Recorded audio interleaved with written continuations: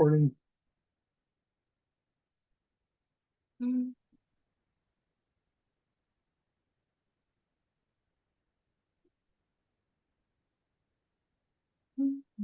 Who made this nice mm, presentation? That was me. That was it. Did you record yourself or like how did you put it together? The clip. I got these videos from some of them are AI generated. Most of them now I got from like a stock video source. I just Googled like nature videos and then I Mm. put them in PowerPoint, have them repeat. I ended up putting so many that the slides broke and now it's divided into two. So hopefully it doesn't break while I'm doing this now. So Okay, but they look really nice. thank you.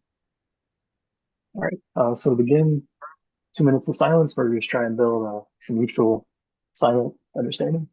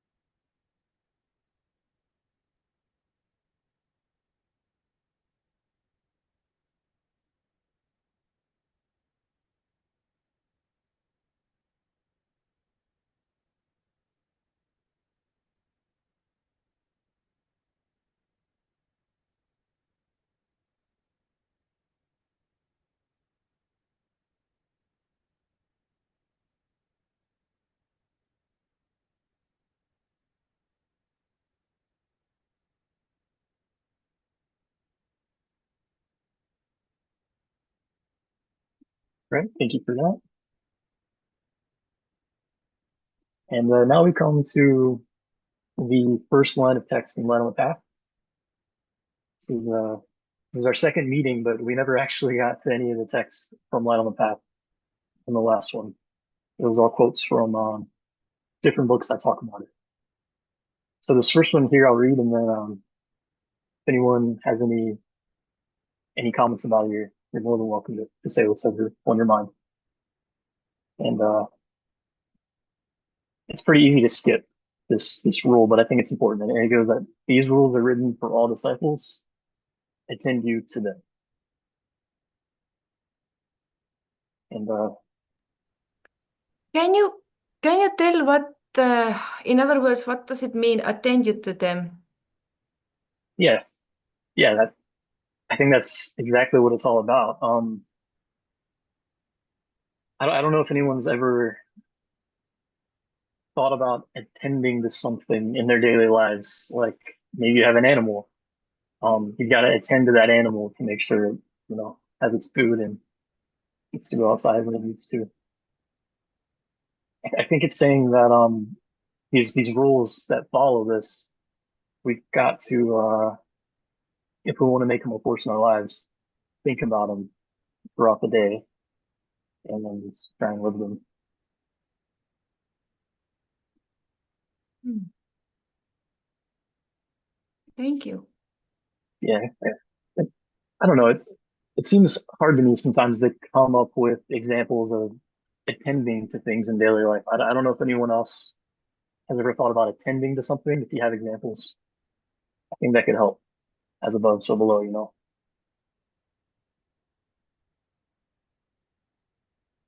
Like make them part of your life or try to practice them. Something like the nurse attending to the patient said. Yeah, that's a good example too.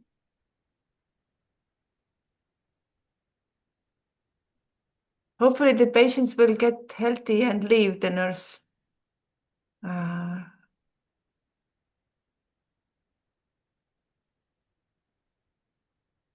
What about the first part of this where it says that these rules are written for all disciples?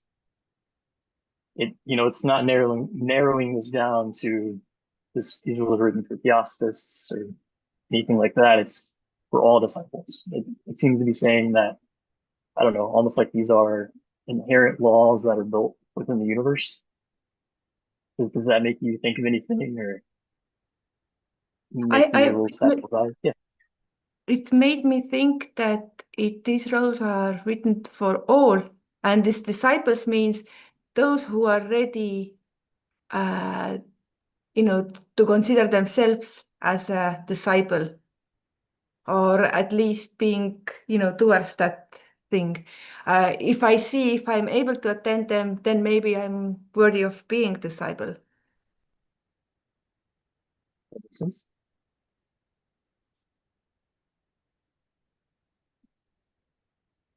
Anything else on this first, seemingly insignificant, but I think pretty important rule?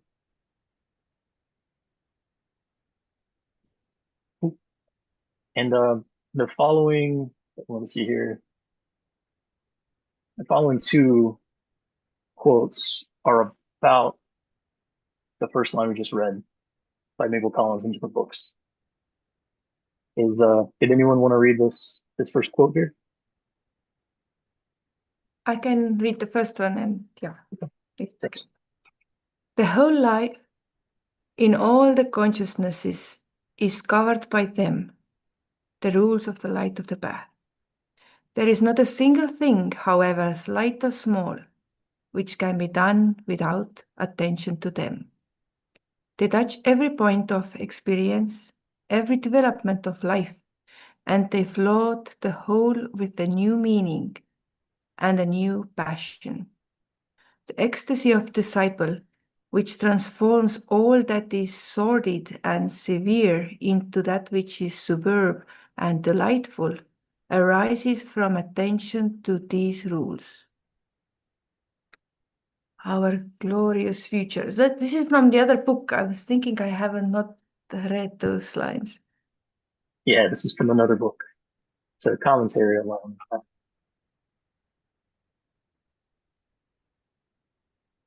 So the first part of this, she says the whole of life and all the consciousnesses is covered by these rules. Um, do you ever see yourself as consisting in real time, like as you're listening to me or speaking, of different layers of consciousness? Or does it all feel like one thing to you? It is especially when, let's say, I'm working in home, like doing like some task or something, and then I go outside, and suddenly it's so open, and you can hear the noises of the birds and the wind, and it's like you're in another world. Although, like, yeah, and it depends on you whether you let yourself then be in that one or you continue thinking of those things you were just doing in your computer when you come out. Like you can choose to, like, where you put your attention, there you are. Yeah, that's a good visual representation of going into different states of consciousness.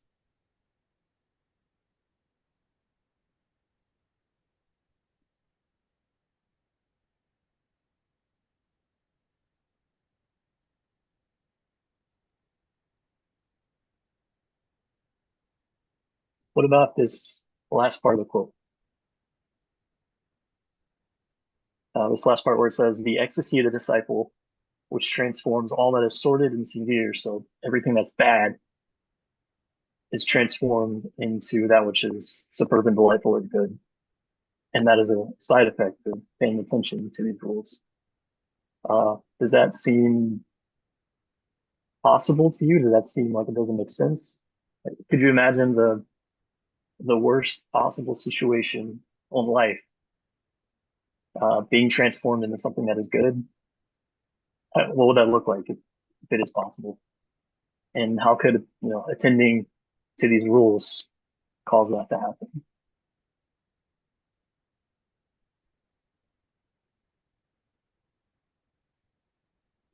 I was just thinking the next line, not the very last one, because it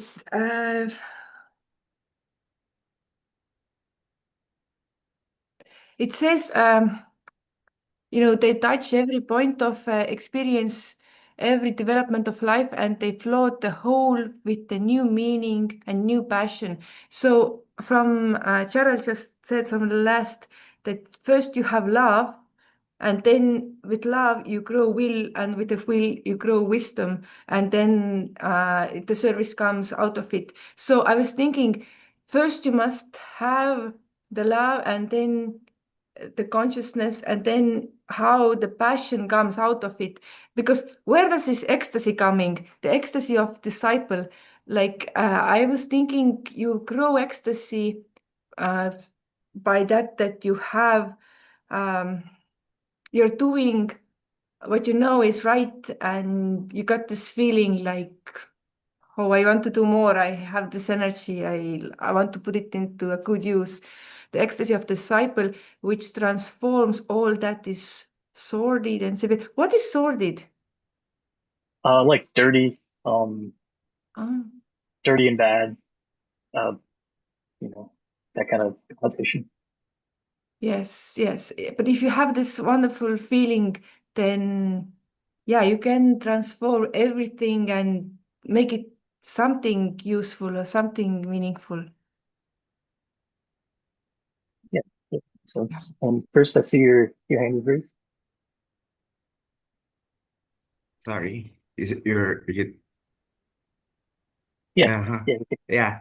Yeah. Yeah. So I was thinking about the general rule that you mentioned, that this rule applies to all disciples, and we should attend to them. So like you mentioned, it's universal for all disciples, not just to Theosophists.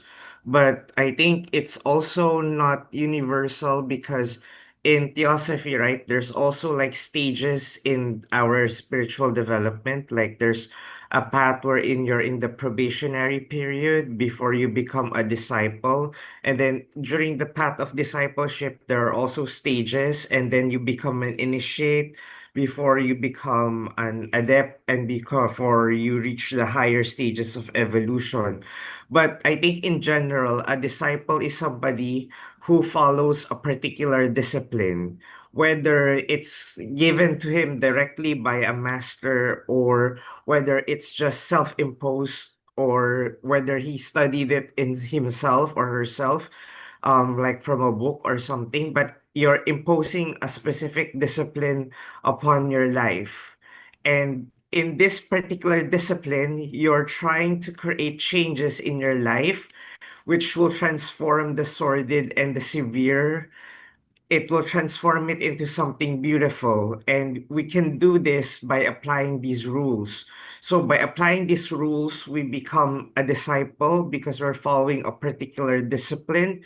And this will lead to the eventual self-transformation. I think that's how I understand it. Thank you, Chris. Yeah, that makes sense.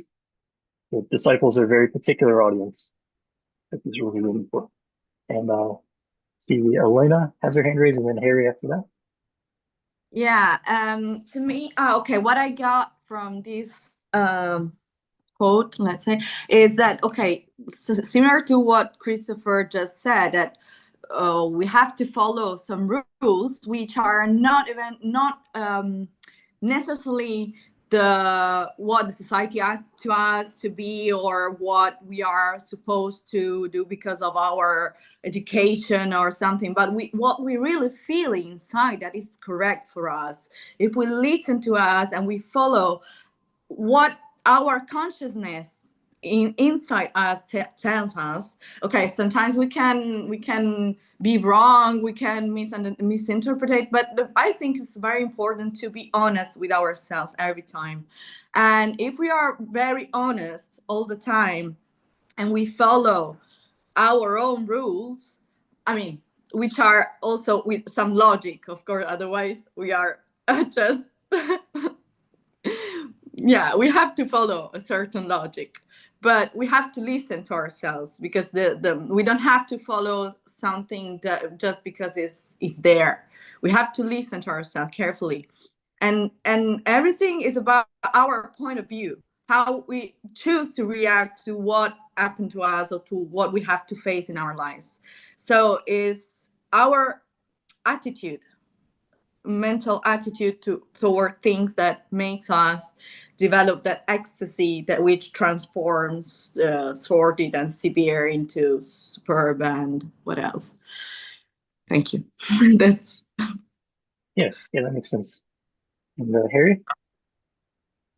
Christopher and Elena put it so beautifully. For me, the lines that really strike out from here are, uh, they touch every point of experience. They develop every development of life, and they flood the whole with a new meaning and a new passion.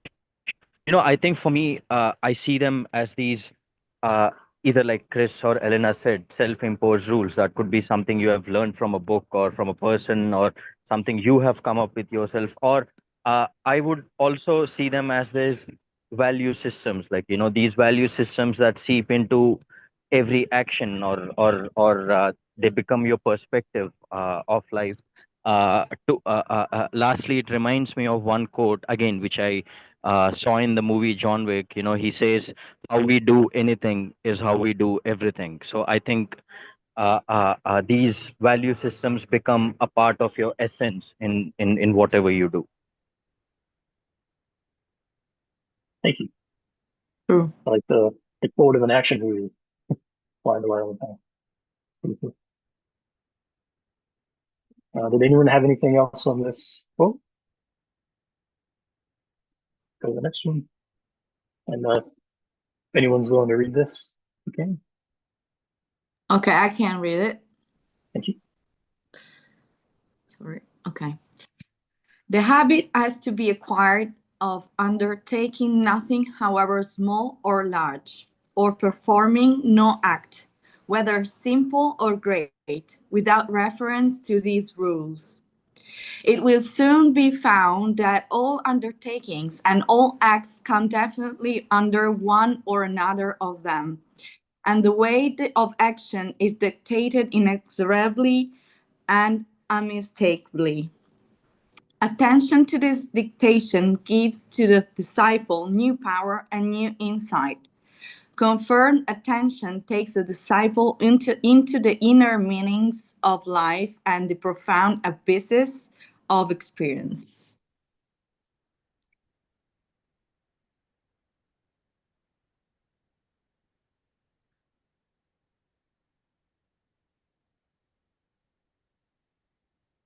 Yeah, so I think maybe we have to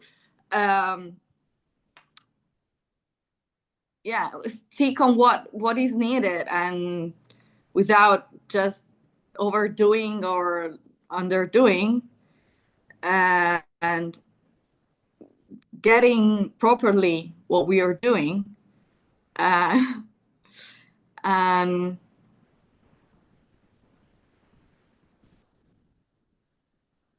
Yeah, I agree.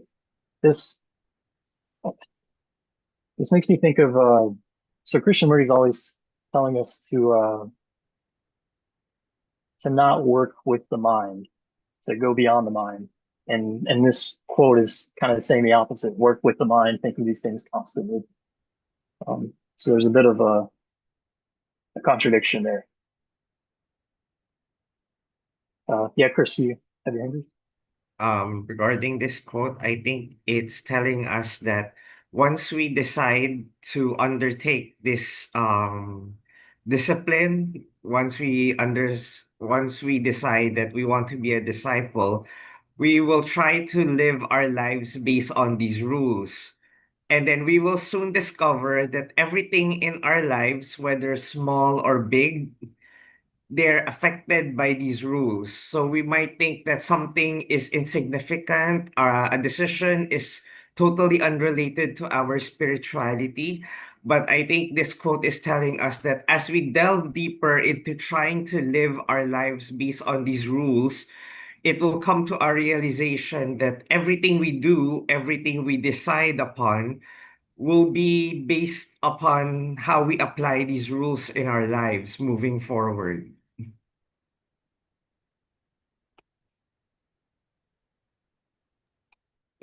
Can I say something? Yeah, I agree with Chris, what just Chris said, and I think that also when we decide to enter on a path and we just messed up some rules or we don't think about it, something happened to remind us what we choose. Some event in our life will appear to us to just let us remember where we are going, what we want to do, and I think.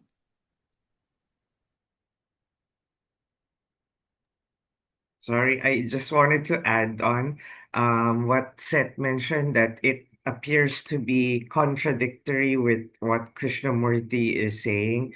So in some other esoteric traditions, they tell us that um, the rules for a probationary disciple is sometimes different or at times differently stated from that of a disciple, from that of an initiate, and from that of an adept. Similarly, how in a school, you would give different set of rules to someone who's in kindergarten, to someone who's in elementary, someone who's in high school, because their level of understanding is a bit different. So it appears to us that it might be contradictory at our level, but perhaps as time progresses, the rules will evolve as we traverse the path until we ourselves become the path, and then the path is illusory, it's no longer there. And when we reach that state, then the rules are different because we are already different. We're no longer in kindergarten, we're already in college or in high school. So that Thank you. those are my thoughts. Yeah, it's helpful. And I don't know if kind of following along this theme of contradictions, oftentimes we'll attend something that's spiritual, you know, a lecture, a meeting, or whatever, and you see things in a certain way while you're there, and then you leave, and the old way that you saw things creeps in again, and there's kind of this dichotomy between, you know, the way that we think on occasion, almost like we wear different hats. I don't know if anyone looking at this and seeing, you know, maybe that there's truth that if we attend to these rules in every day of our, you know, in every moment of our lives, we get to see things differently. But I don't know if anyone under the surface, when you think about when you leave and you go back to your real life and your real problems, does anyone ever feel that maybe no, whatever situation I'm in, these rules of light on the path do not apply to it. This is outside of it. Or do you think it does? And maybe, you know, we just haven't seen it in the right light yet. I don't know if that makes sense the way I said it. But I just think like in certain situations you got so caught up with the situation or thing that you forgot, and later, you know, many people are suggesting to think later in the evening or sometimes few days later back of the events that has come, and then you think, oh, I could have done it, how could I done it better, or like you have some sites, but sometimes it's like you cannot put it into um, these rules, but it's more like that if you have not um, used to do it, then you forgot. So only thing is what you can do, you can start by thinking back of some of the things, how could I have done it? And then when next times you are in a similar situation, then maybe you will have like this thought, but oh, now I can do this thing. Now I can apply this. Yeah. That makes sense. And Chris, I see your hand raised. Yeah, regarding your question that you put out for us, I was just thinking because remember usually when I give talks or something, my approach to studying the ageless wisdom and theosophy and spiritual matters is that I always think that the higher self is like the first teacher and you access its wisdom through study, meditation, and service. So you try to study the teachings and you try to see if it makes sense to you. You try to meditate to see if it resonates with you, and then you try to see if it helps you to live a life of service. If it does all these three things, then it's probably moving you towards the right direction. But if it isn't, then it's probably not the right time for you, or maybe it's just wrong. It's just not real, right? Or it's not yet time for you to study or apply this particular teaching. So, with regards to your question, for me, when I am trying to apply theosophical teachings in my life, I reference at the feet of the master. So I was thinking that maybe at this particular stage in my life, those rules or those sets of rules may be more applicable to me than the rules of light on the path. And I remember reading somewhere that these are the three gems of theosophy. I don't remember them, but I think um at the feet of the master is for one stage of the path. And then as you move towards the path, you move towards the voice of the silence, and then you move towards light on the path. But it doesn't mean that these rules, because Theosophy tries to describe laws of nature. So these laws apply to everyone. It's just that the teachings, the particular teachings, we resonate to one or more depending on where we are at our stage of evolution. So perhaps for me at this particular time, it makes more sense to follow at the feet of the master. And then I try to have an understanding of light on the path, and I try to apply it, but maybe someday I will resonate more to this particular teaching, and then I'll be able to see what this quote is saying, that every aspect of my life will begin to be an application of these rules. Yeah, that's a practical way to see it. America? Yes, that was very interesting what you said, that maybe there are like different stages, because I'm always thinking the light on the path, no, the voice of the silence is like introduction to the bodhisattva way. It is like a very high, but at the same time, yeah, it is hard to start putting them into use, because it starts, those rules are for those who are unknown about the lower cities and so on. And but I'm thinking also at the feet of the master, it is something that is so simple if you read it first, but it gains more and more depth if you continue reading and continue practicing it. And I feel that the light and the path is somewhere in the middle. And also they have different flavors. Like the light of the past, I think the Mabel Collins has like more like more like Christianity background, although it is written very like neutrally, and also the light voice of the silence has a little bit like Buddhist flavor, but I think they all trying to say the same thing. Um, yeah, in the beginning, if you start it and if your English is not so good, I would argue, if it's translated, use the at the feet of the master to see if this is something that resonates you. But light on the path, I don't think it's like that much like separate. But again, it does need that you try to practice those things. Yeah. Thanks. And Leonardus, you had your hand raised?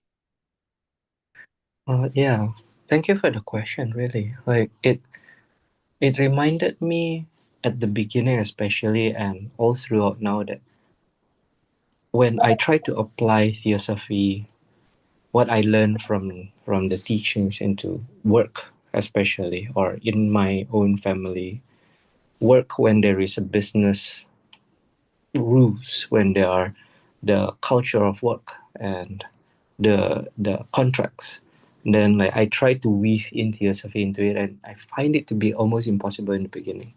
And then the same with in the family, when I try to kind of like balance how to be a good family member and at the same time like apply what I learned. It is interestingly difficult because there are a lot of contradiction in that way. Because you mentioned when we step out of the meditation, we step out of the class and into the daily life, it seems to be like clashing with each other. And then only when I started seeing that like there are hierarchy to things and they are not on the same layer, then I start to put my own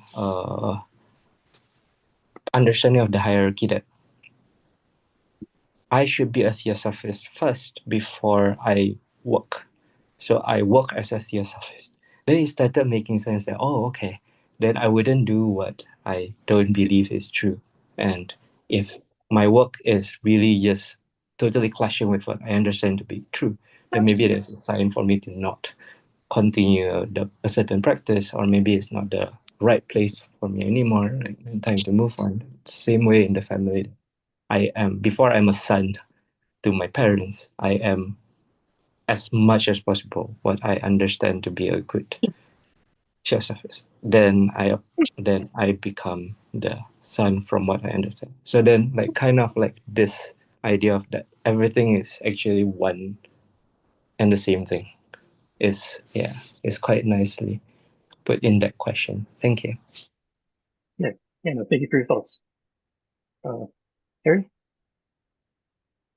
Yeah, and that is why I feel like, at least for me personally, instead of looking at these as rules, I use the word value system, because value system again can be something dynamic. Like, you can distill what you want from different schools of thought, or depending on your environment, or what juncture of your life you're in. It doesn't have to be a static rules from a particular book, or light of the path, or at the feet of master, or Buddhism, or Theosophy. So I think when you have a value system, you can imbibe a lot of things that apply to you practically, and you can move forward. Thank you, Harry. Elena?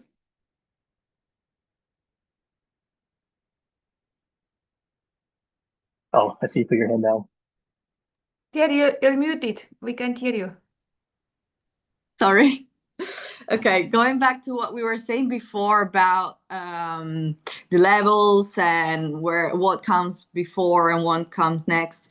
I think we shouldn't think too much about what is about these kinds of structures, because what is good for someone is not necessarily good or the first thing for someone else. Maybe I can start with the voice of the silence and then move to light on the path, and then in the end going to at the feet of the master. I think that this is not really what we can't define, but we can just let these books, these words resonate with us at our moments, because maybe sometimes we resonate more with something. So, okay, I don't think there are these so specific structures.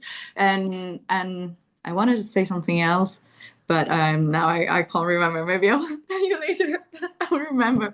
There was something else, but oh yeah, okay. Of course, we have to find our own system that we have to follow. We can't just that thing of the rules. No, we have to find the system that better resonates with us. And being a theosophist, I think, is about learning and studying and achieving through studies certain levels of consciousness, a certain state of consciousness that we can grasp for sometimes for an instant and sometimes for a little more, but it's always about studying and learning and going deep in what we are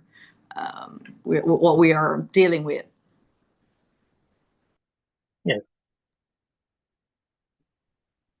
Just one add to that Helena just said. I was just thinking, I recently read, there was a page with 100% and Lee Peters' works that you should, and a lot of pamphlets were there, and they said you should read each pamphlet 7 times at least. And I was like thinking, okay, I don't read the same thing so many times. But I also think maybe in the beginning it's good to have those 3 jewels just to read through, that you have an idea what is there. And then, like Elena says, maybe for some people, some is speaking more and they start with that one and then they move on the other ones. And but the first thing is to know what is written there and then go to deeper. Yeah. Yeah, that makes sense. And something that you had said earlier, Mary Kay, and also Leonardus concepts on it too, this idea of practicing these rules in daily life is really interesting to me. And I think it's what, that first line of the book, attend to the rules of light on the path, is all about. And I don't know, this thought comes to me that it doesn't really matter how hard we try. Trying is important, but what really matters is just doing it over and over again. Practice is what matters, I think. And it reminds me, I've kind of stepped back from the WFYT a little bit because I'm going to flight school right now. And so theoretically, when we're learning how to fly things, we know what we're supposed to do before we ever get in the aircraft. But as we're in the aircraft, even though we know what we're supposed to do, it still just doesn't work. And I think that's maybe a good metaphor for real life too, because what it took to actually be able to do it is just practicing over and over and over again until it becomes kind of muscle memory or something like that. And I don't know, I feel like attending to the rules of light on the path is less about uh, thinking about it, making the intention to do it, and it's more about having these rules that are supposed to be inherent within the universe pop into our minds at the right time and just practicing it and reviewing at the end of the day what we didn't do, resolving to do it next time. If that makes sense. Did anyone else have anything on this quote they wanted to talk about?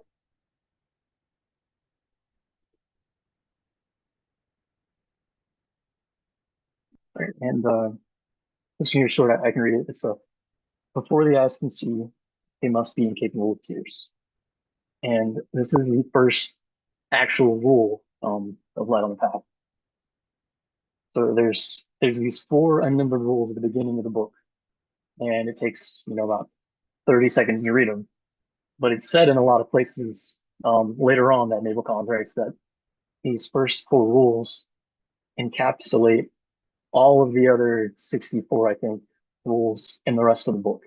And if you can do these first 4, this one, the first one, the rest come on their own. So it's going to be extremely important. And this first one here is before the eyes can see, they must be incapable of tears. So I guess my first question to all you would be, what does this mean to you? Before the eyes can see, they must be incapable of tears. And how would you attend to this in daily life? As a situation comes up, what would you think about if you wanted to incorporate this in your life?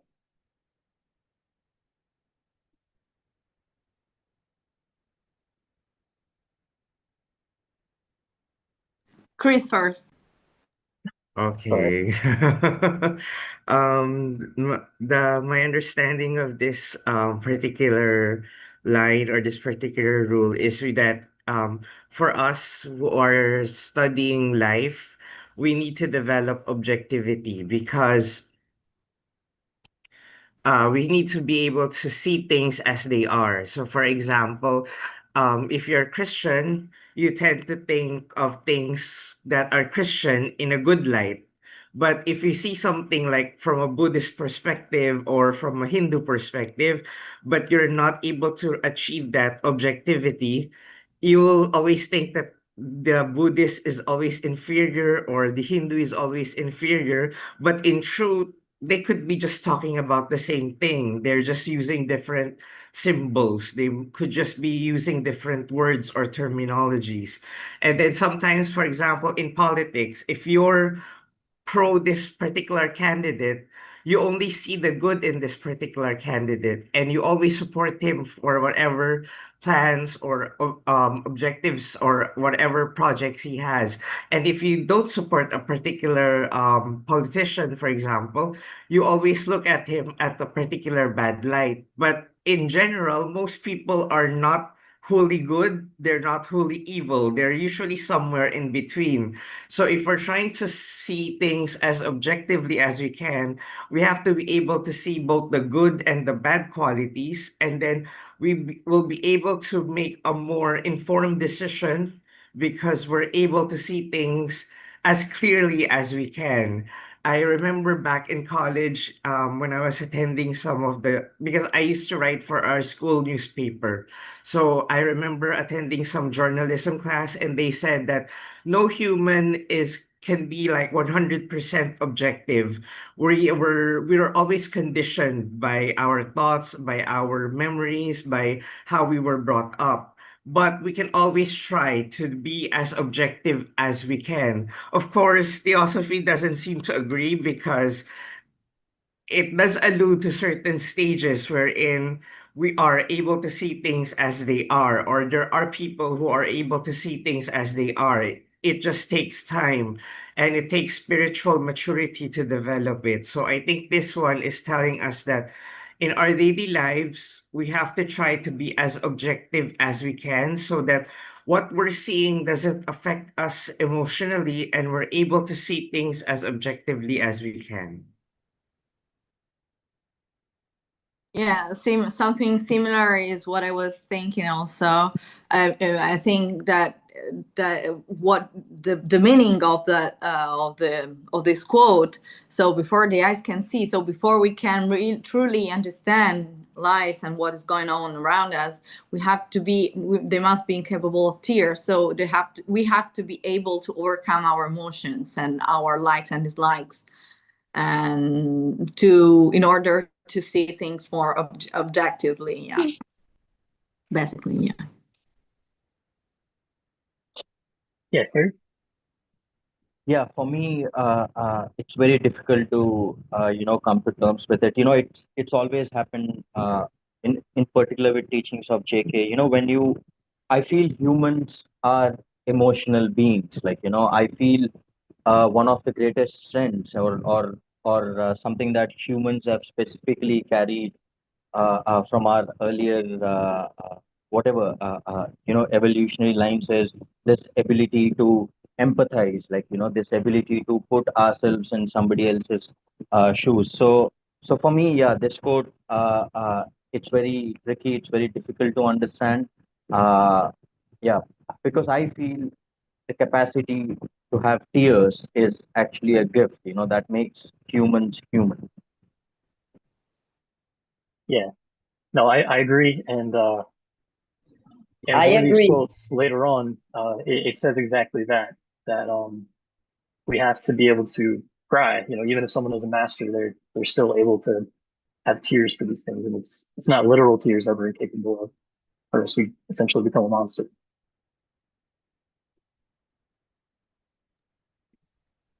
Mm, yes, I was also wanting to comment the tears part. It does not mean that you do not are not able to cry, but it means that you cease to cry for over personal things. If somebody dies, why are you crying? Like example, like somebody close dies. Is it really because of them, or you're missing out something that was valuable for you? Like what I think Krishnamurti asked, somebody was losing their husband or something, and they were crying, and I got stuck.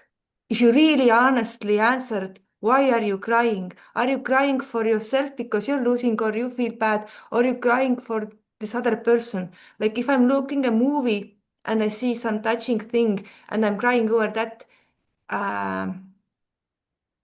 then yeah, why am I crying? Like they're capable of tears. I think it's incapable of going too deep into how can I say, the storms of emotions of yourself. But I think you have to remain, like Seth says, to be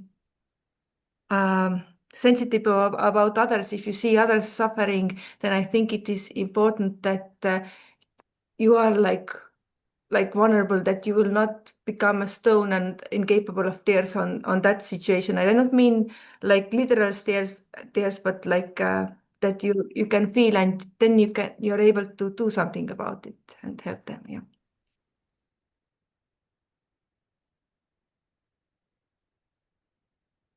Yeah. Elena? Um, Yes. Oh. yeah. Oh, is it me? Elena or me first? Okay. No, you can go first. Yeah, she hasn't unmuted it. Okay. I start with analogizing this to physical, like I wait. I feel this is talking about the proper use of our emotional body. Then my understanding, to analogize it to the physical body, is kind of like if I see somebody with somebody fell in front of me with a wound on the knee, I wouldn't just like make the same wound on my knee and then do nothing anymore, because then it's not useful. What I would do is I will keep my physical body to be out of harm, and then I will go there and try to heal the wound on the person's knee that just fell. So it's the same with, I feel, with our emotion. The proper use of the emotion is not to be affected by what is going on. Like if somebody is sad, it's not that I should be dragged down into the same sadness and then do nothing. I'm not talking about sympathy here, in the sense it's like, but then how much more useful can my emotion be if I'm not affected by the sadness, but I can go there and like alleviate whatever it is the cause of that sadness. So in that sense is how I understand this text to be. Yeah, that makes a lot of sense. Can I? Yeah. Okay. And no, I was thinking that it's also very important to leave our emotions to in order to understand what is going on. If we feel something bad, we have to leave it. We can't avoid our emotions. We can't just hide our emotions under the carpet and think about only positive things. I think it's very unhealthy to do that. We have to also process our emotions and question ourselves why we are feeling that emotion. Where is the wound that caused primarily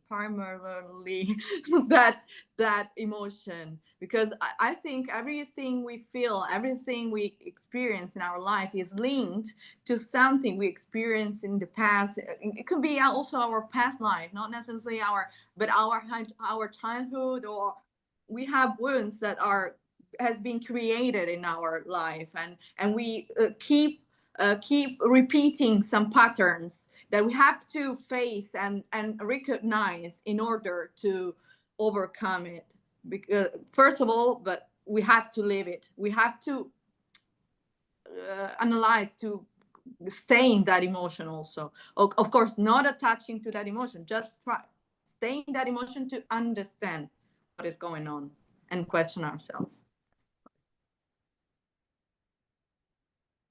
Yeah, and that makes me think of this video that's constantly repeating.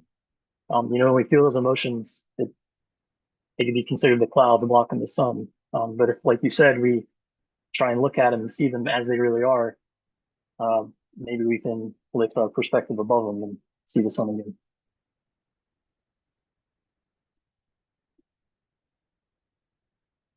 Anything else on this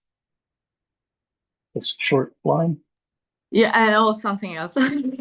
And Yeah. there is no good and bad. Every emotion is fine, either good or bad, and we can't tell other people, oh, you do this, you do that, you feel this, you feel that, so you are. No way, because we can't understand it, and we can't absolutely interfere with anyone else's path, because each of us is unique, and we can't point our fingers against other people to say or you should do this, you should do that. No way. If someone is going, okay, that's it. Sorry. Yeah, Leonardus. Thank you for saying that, Elena, because when you mentioned that, it remind me that every time I try to actually take a closer look into my own emotions, when just for the simple example, sadness, or when a friend of mine is confiding in me, at the first look, the sadness is just is sadness, right? Then there is that kind of like color of sadness. But when every time I decide to silently just stay with it, there is another color that is revealed. There is another feeling that is deeper, that is truer than what I just see if or what I just feel if I just react on the first uh, vibration that when I feel that sadness. So I guess there is something to it as well, not to be immediately reacting to whatever that feeling, but then to really stay with it and see what it actually is. And as what you mentioned, really, without judging, because the moment I start judging, oh, this is that, then it just clouds back and putting more veils rather than revealing more of the inside. So thank you for saying that. Yeah, and from what you're saying, it almost seems like the act of seeing it in and of itself, kind of in a way, makes us incapable of tears, of getting something out of it.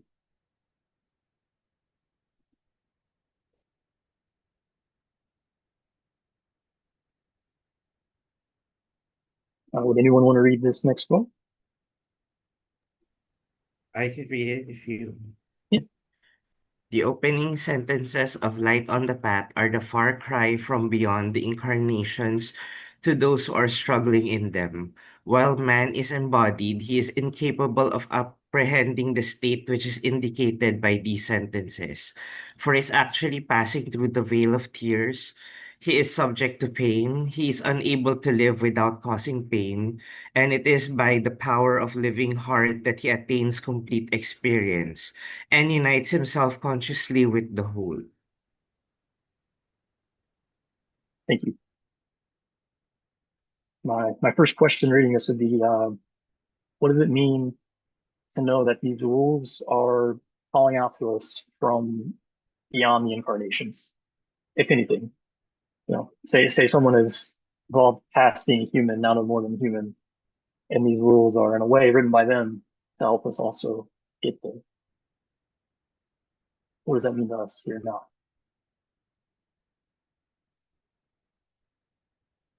Christopher, were you raising your hand? Uh-huh. Yeah. Yeah.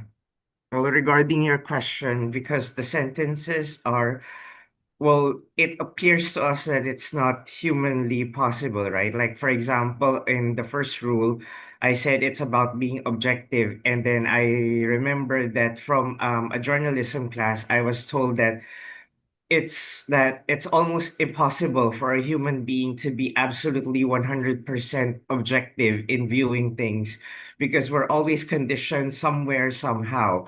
And yes, through theosophy we're able to process our conditionings, and we're able to somehow lessen the effects, and we're able to become more objective than most people are, or we'd like to think so, that we're more objective than other people think about. But I also remember Madame Blavatsky. I'm not sure if it's in The Secret Doctrine, but she says that The Secret Doctrine is actually written for like more advanced students. And it doesn't mean that because it's written for more advanced students, we shouldn't be reading it anymore. Instead, we should try to study it to the best of our ability, because when we try to read it, our mind expands. So it may not expand immediately, it might take several lifetimes, but each effort to try to comprehend it expands our mind just a little bit and a little bit. And just like what Marike says, maybe we should read the books like 7 times or more so that our minds will be able to expand and expand. And then maybe someday, at the present, we may not be able to achieve 100% objectivity, but maybe in a future life or maybe in a future time, through these small expansions, we will be able to reach that level of objectivity. Yes, that's inspiring to hear. It gives us a reason to review things we don't understand yet. The very last part of this says that by doing this, we can unite ourselves consciously with the whole. I think there's the idea that unconsciously, in reality, we're always united with the whole, but we're not aware of it. So what do you think it means to consciously be aware of the whole? Do you think we ever attain that here and now, or Sorry, can you that like repeat it again? I have some issues with the audio. yeah, my headset's Your messing up question, sorry. again. Yeah. Now, what does it mean to unite ourselves consciously with the whole, as opposed to unconsciously, because we know we're all one in reality, or at least we believe that. But what does it mean to consciously unite ourselves with the whole? Can I go first? Yeah, absolutely. Okay, I think that means that we are deeply perceiving. Okay, is a very advanced stage, but that we actually currently can just barely understand. But I think that is when you deeply feel yourself united to the all, and you can perceive that it happens to some sages that they can perceive but also I think sorry, because I'm just receiving some ideas, because I think also when we make some choices because we feel that we, for instance, we don't want to eat meat because we feel the pain of the animal. That is something also that we can compare to feel the all, that we are the all. When we feel beyond us, when we feel, of course, there are stages and there are levels probably, or maybe you get it at once when you, I mean, I'm not at that level yet. I would like to be, but no, I have to deal with a lot of mundane things first. But I think that is when you achieve a certain stage that you just perceive what everything else, what everything. Yeah. Sorry. I'm a bit confused. I mean, I'm not confused. I got it in my mind, but I can't explain it. No, you did a good job. That made sense. Thank you. Okay. Yeah, Chris and then Mary Kay. So for this last statement, to unite consciously with the whole. So in theosophical terms, from the classical theosophists like Madame Blavatsky, we're told that we're composed of 7 principles, right? So at the highest level, we are the Atma.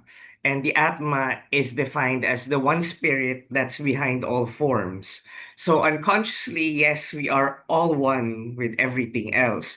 But because our consciousness is like trapped within the lower planes, or it's still focused within the lower planes, we think we're separate from one another. So if I pinch myself, I feel pain. But if I pinch Mirike, she won't feel the I won't feel the physical pain because the nerve cells that connect my arm to my brain isn't connected to her arm. So at the higher spiritual level, we are one, but on the lower plane, because of Maya, we think we are separate from one another. So eventually, through our practice of these rules, our our consciousness will slowly expand until we're able to reach that layer, that Atman level, and then we'll be able to consciously say that, yeah, I'm one with everyone.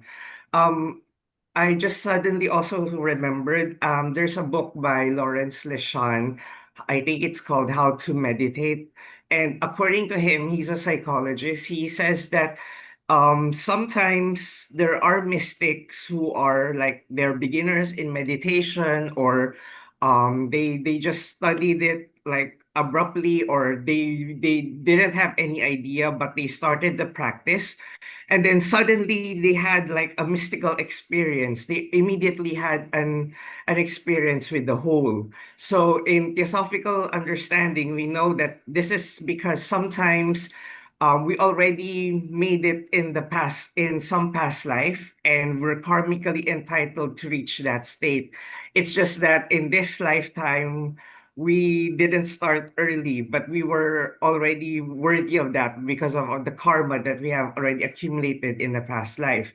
But yeah, I think from his study, it says that sometimes we may surprise ourselves that we think we're not able to reach it immediately, but we might continue trying, and then, maybe we'll be able to reach that. Sometimes it's just a single event, and then afterwards we're back trapped in Maya again.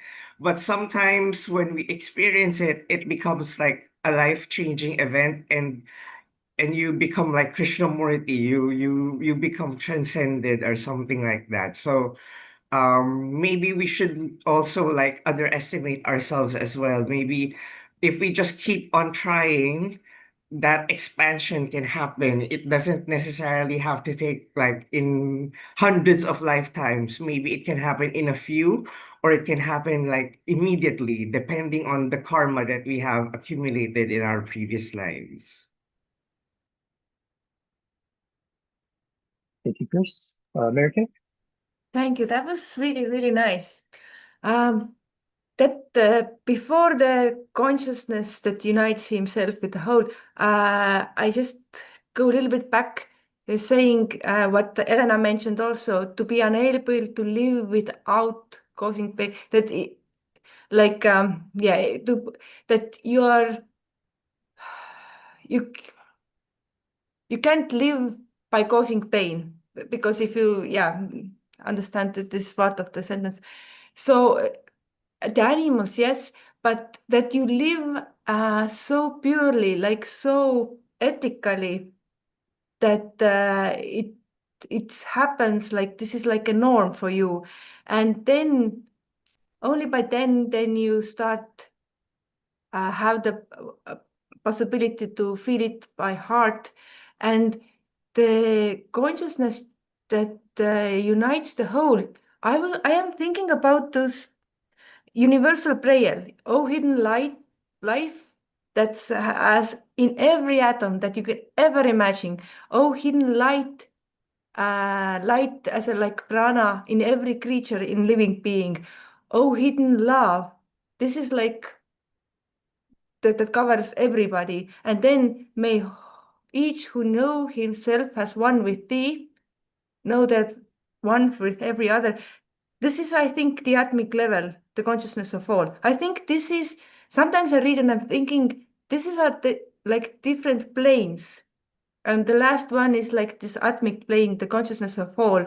May each who knows that they are connected with the highest, at the same time, they are not only like they are connected to whole.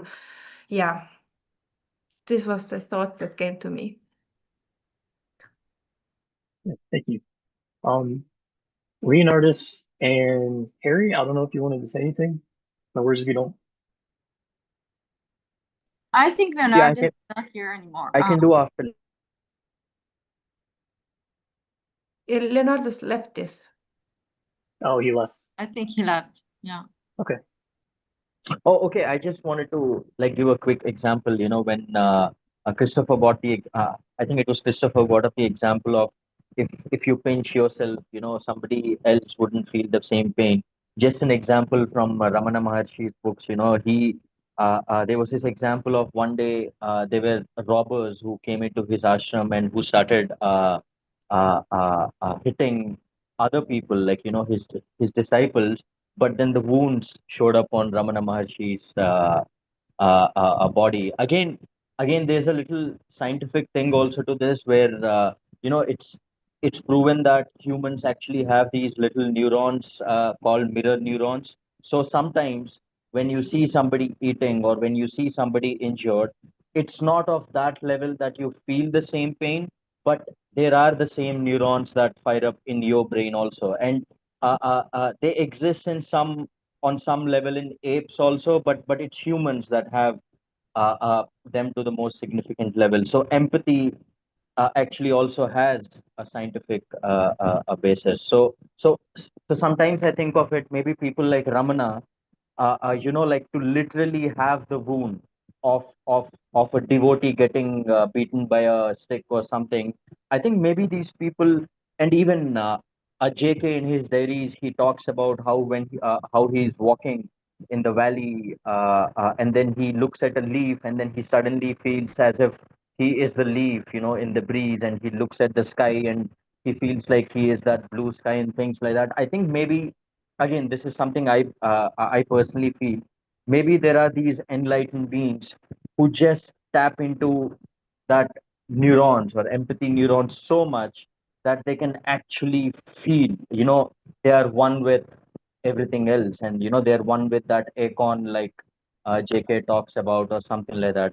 Again, this was just something that came into my mind. Yeah. It makes me think of, I don't know if anyone's ever been asleep and someone was staring at them and then you woke up because they were looking at you. I don't know. I think things like that illustrate that we're connected in more ways than the obvious, like you were saying with feeling the physical pain of someone else. Did anyone have anything else on this quote before we go to the end?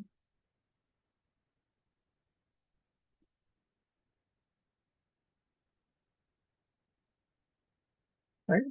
And the last 2 minutes, just silence to kind of take the atmosphere we're building and send it out to the world as an act of service.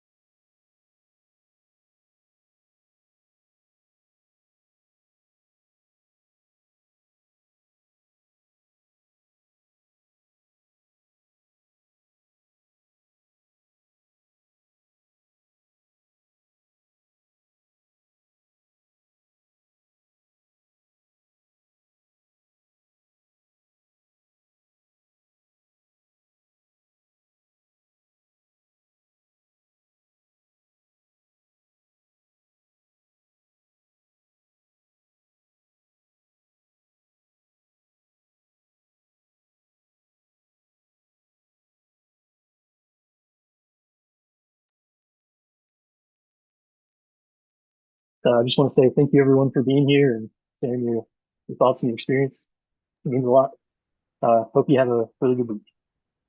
Thank you. Thank you. And I want to say to Chris, hi Chris. I'm glad to see you. I was so happy to see you. I Thank just you.